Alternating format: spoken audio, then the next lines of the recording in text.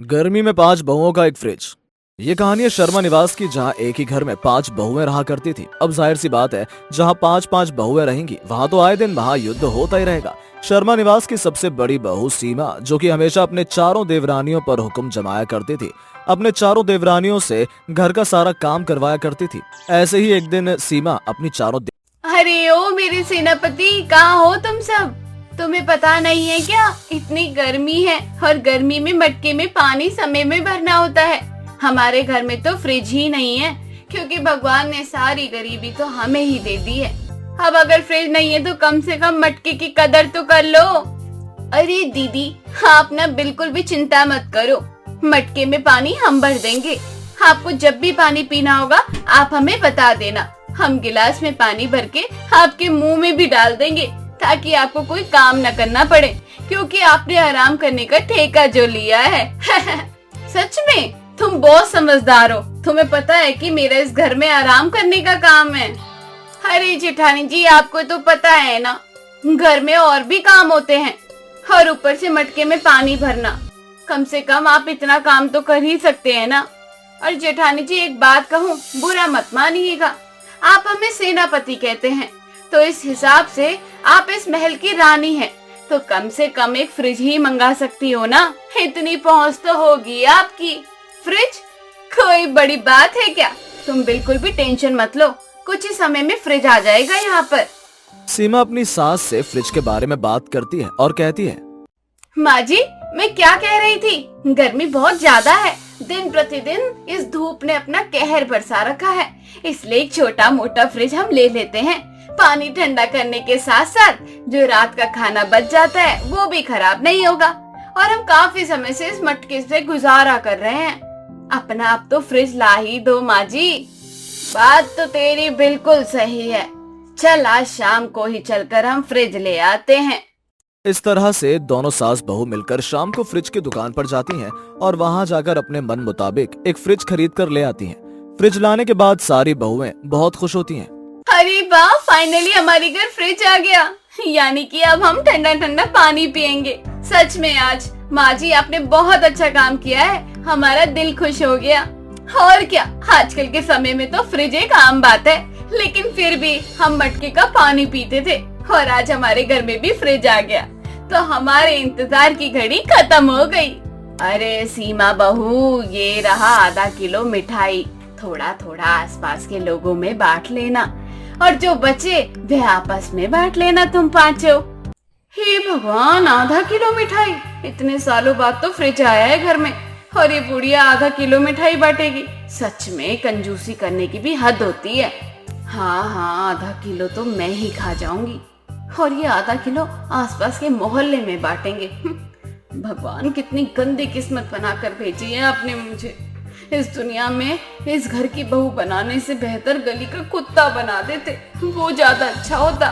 ऐसे ही कुछ दिन बीत जाते हैं और एक दिन सास अपनी 5 बहुओं से कहती है, अरे बहू, जरा मेरी बात को ध्यान से सुनो, मैं कुछ दिनों के लिए अपने भाई के यहाँ जा रही हूँ।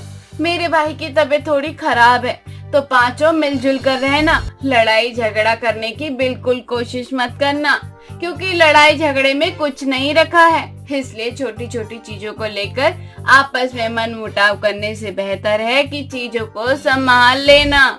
माँ जी, आप बिल्कुल चिंता मत करो, हम सब संभाल लेंगे। बस इसी उम्मीद में मैं तुम सबको यहाँ छोड़कर जा रही हूँ, जब वापस आऊँ तो कोई शिकायत ना मिले मुझे।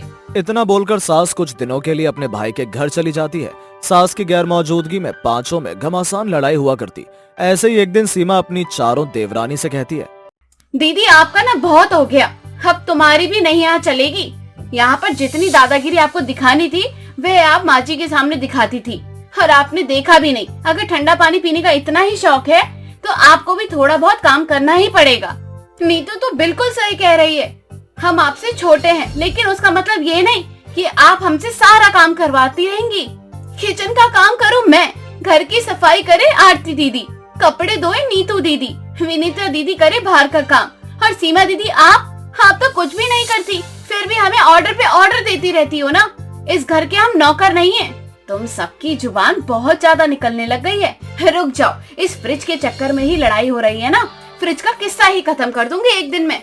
एक मिनट, अब हम सब अपनी अपनी बोतल फ्रिज के अंदर रखेंगे और सबकी बोतल पर नाम लिखा रहेगा।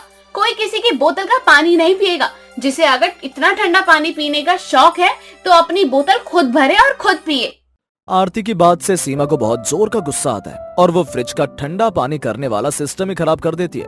ये देखकर चारों देवरानियों को बहुत गुस्सा आता है और वो सीमा से बहुत गंदी तरह से लड़ाई करती हैं और पूरे घर को तहस नहस कर देती हैं। यूं ही कुछ दिन बीत जाते हैं और कुछ दिन बाद जब सारा घर आता है तो घर की हालत देखकर सास को बहुत जोर से गुस्सा आता है और सभी बारी बारी लड़ाई का कारण बताने लगते हैं। ये सब सुनने के बाद सास सबसे बोलती है, अरे तुम पांचों को शर्म नहीं आती क्या? तुम पांचों इस घर की बहू हो और मेरी गैर मौजूदगी में तुम पांचों ने अपनी जिम्मेदारियां भी नहीं निभाई। मैं तुम सबको समझा कर गई थी कि लड़ाई झगड़े में कुछ नहीं रखा है, लेकिन नहीं, तुम पांचों को मेरी बात बिल्कुल समझ में नहीं आई। याद करो वे दिन जब तुम पांचों मटके से पानी पीती थी और वे पानी भी ठीक से ठंडा नहीं होता था। मैंने तुम पांचों के बारे में सोचकर फिर ये फ्रिज लिया, लेकिन तुमने तो ऐसी की तैसी कर दी। माँ जी, आपकी जो चारों छोटी बहू है ना, मेरी बात सुनने को बिल्कुल तैयार नहीं रहती, हमेशा मेरे साथ बदतमीजी करती है। तू तो चुप कर सीमा, घर की सबसे बड़ी बहू है, लेकिन एक पैसे का दिमाग नहीं है तेरे अंदर। घर का जो भी बड़ा होता है ना, बाकी लोगों को बच्चा समझकर चलता है और तू हमेशा काम चोरी दादागिरी दिखाने की कोशिश करती है। तुझे क्या लगता है मुझे पता नहीं चलता? तुम सबकी यही सजा है कि अब घर में कभी फ्रिज नहीं आएगा। अब हमेशा तुम मटके का ही पानी पियोगी, चाहे कुछ भी हो जाए। पांचों बहुओं के ऊपर सास को बहुत गुस्सा आता है और अब वो अपने फ्रिज को कबाड़ खाने में रख देती है और फ्रिज खराब होने के बाद पांचों अब मटके का ही पानी पीती थी। समय से मटके में पानी भरना और वो भी बिना लड़ाई झगड़े के। निर्मला देवी अपनी बहू सपना के साथ एक छोटे से घर में रहा करती थी। दरअसल दोनों सास बहू विधवा थी। दोनों के सर से जब से पतियों का साया गया तब से और इनकी स्थिति खराब हो गई थी। सपना घर चलाने के लिए मजदूरी करती थी। ऐसे ही एक दिन सपना शाम को मेहनत मजदूरी करके घर आती है। तभी वो पीने का पानी लेने किचन में जाती है, मगर ज्यादा गर्मी होने के कारण पानी बहुत गर्म था। सपना को गर्म पानी पिया नहीं जा रहा था। तभी उसकी सास वहां आती है और कहती है, अरे बहू, बहुत ज्यादा गर्मी थी, इस वजह से ना पानी गर्म हो चुका है। अरे अब तो मटका भी काम नहीं कर रहा इस गर्मी में। लेकिन माँ जी, मुझे तो बहुत प्यास लग रही है और ये गर्म पानी तो पिया ही नहीं जा रहा। इससे मेरी प्यास नहीं बुझ रही। अरे तू चिंता मत कर, मैं ना अभी तेरे लिए ठंडा पानी लेकर आती हूँ। पड़ोस की नीलम है ना, उसके घर में फ्रिज है, थोड़ा सा पानी मांगूंगी तो दे देगी वो। इतना बोलकर सास पड़ोस की नीलम से फ्रिज का पानी मांगते हुए बोलती है, अरे नीलम बहन, जरा ठंडा पानी दे देना। दरअसल बात यह है कि मेरी बहू अभी काम पर से आई है और घर में ना पानी बहुत ही ज्यादा गर्म हो चुका है गर्मी के कारण, और ज्यादा गर्मी होने से मटका भी काम नहीं कर रहा।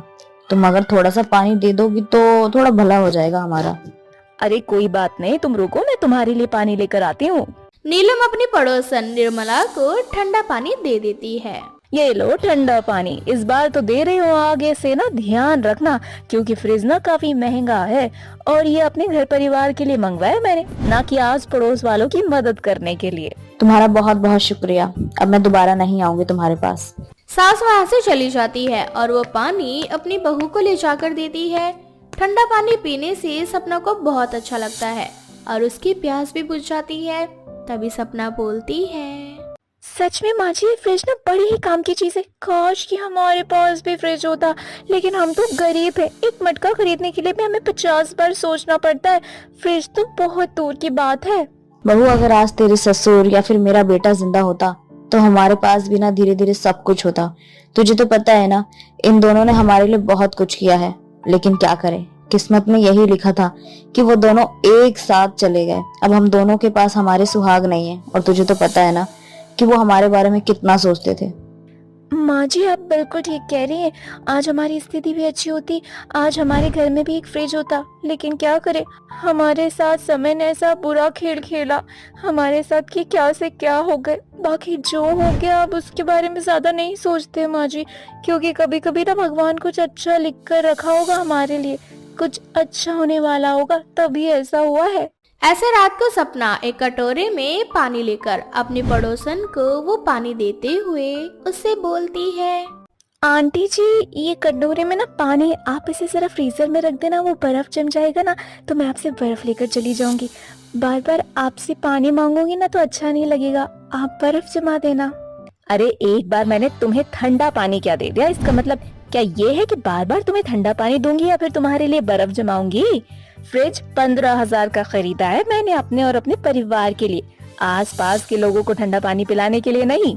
माफ करना आंटी जी, बस एक कटोरे भर जाती, बस वही जमाना था, उसमें ही आप इतना सुना रही हैं। अगर लोगों की बातें सुन नहीं सकती तो अपने लिए फ्रिज खरीद लो, लेकिन तुम्हारी तो इतनी औकात है नहीं ना। और जब औकात फ्रिज खरीदने की ना हो तो ठंडा पानी पीने के भी ख्वाब मत देखो। बेचारी सपना वहाँ से अपना मुंह बनाकर घर आ जाती है। सपना को नीलम की बात बहुत बुरी लगती है, लेकिन अब वो कर भी क्या सकती थी। गरीबी से लाचार थी। सपना ये बात अपनी सास से छुपा कर रखती है। वो रोते हुए अपने काम पर चली जाती है। बेचारी सपना धूप में ईंट पत्थर उठाने का काम करती थी। तभी अचानक वहाँ पर एक बूढ़ी औरत आती है और वो औरत सपना से कहती है, बेटा, मुझे तुम्हारी मदद की जरूरत है, क्या तुम मेरी मदद करोगी? बोलिए अम्मा, मैं आपकी क्या मदद कर सकती हूँ? बेटा, तुझे ना मेरे लिए बस थोड़ी सी मिट्टी खोदनी है, उसके अंदर मेरा सोने का कंगन है, अगर तू मेरी मदद कर देगी तो बहुत मेहरबानी होगी। जी माँ जी, मैं आपको देती हूँ और आपका कंगन ढूंढ के दूंगी आपको, लेकिन आपका कंगन उस मिट्टी के अंदर कैसे चला गया? किसी से छुपाने के लिए मैंने मिट्टी में अपना कड़ा डाल दिया था। सपना फावड़ा लेकर मिट्टी खोदने लगती है। मिट्टी खोदते खोदते काफी देर हो जाती है, लेकिन उस औरत का सोने का कंगन नहीं मिलता। तभी सपना परेशान हो जाती है और उस औरत से कहती है, माँ जी, और कितना बड़ा खड्डा खोदो, इसमें तो कुछ भी नहीं निकल रहा मिट्टी के सिवाय। बस बेटा, थोड़ा और करना है, ज्यादा नहीं, बस थोड़ा सा। तुम्हारी मेहनत सफल हुई बेटा। दरअसल इस मिट्टी के अंदर सोने का कड़ा नहीं, बल्कि ये जादुई फ्रिज है, और ये जादुई फ्रिज उसी को मिलता है जो ये मिट्टी खोदता है, वो भी बिना किसी स्वार्थ के। जादुई फ्रिज मैं तुम्हें दे रही हूँ क्योंकि मैं जानती हूँ कि तुम कितनी परेशान हो। इस जादुई फ्रिज की मदद से ना तुम अपनी हर छोटी मोटी जरूरत को पूरा कर सकती हो, और हाँ, इस जादुई फ्रिज की मदद से लोगों की मदद भी तुम कर सकती हो। लेकिन बेटा, कभी इसका गलत इस्तेमाल मत करना, ये सिर्फ अच्छे काम के लिए बने हैं, और ये फ्रिज देखने में एक आम फ्रिज की तरह ही है। इसे देखकर कोई अंदाजा नहीं लगा सकता कि ये कोई जादुई फ्रिज है। जादुई फ्रिज को तुम जो भी काम बोलोगी वो ये काम तुरंत करके देगा। आपका बहुत बहुत शुक्रिया माँ जी, शायद मुझे जादुई फ्रिज की बहुत ज्यादा जरूरत थी, क्योंकि मैं गरीब हूँ और एक गरीब के लिए इन चीजों का क्या मोल होता है वो वही जानता है। मैं वादा करती हूँ मैं कभी भी इसका गलत इस्तेमाल नहीं करूँगी। सपना उस जादुई फ्रिज को अपने घर ले जाती है और उस फ्रिज की सफाई करके उसे एक जगह रख देती है। सपना इस बारे में अपनी सास को बताती है। सास भी बहुत खुश होती है। अब उस जादुई फ्रिज की मदद से दोनों सास बहू मिलकर धीरे धीरे अपने आप को और अपने पूरे घर को बदल देती है। साथ ही हर उन जरूरतमंद लोगों की मदद करती जो लोग आर्थिक रूप से कमजोर है, जिनके पास कुछ नहीं है, उनकी मदद करती हैं।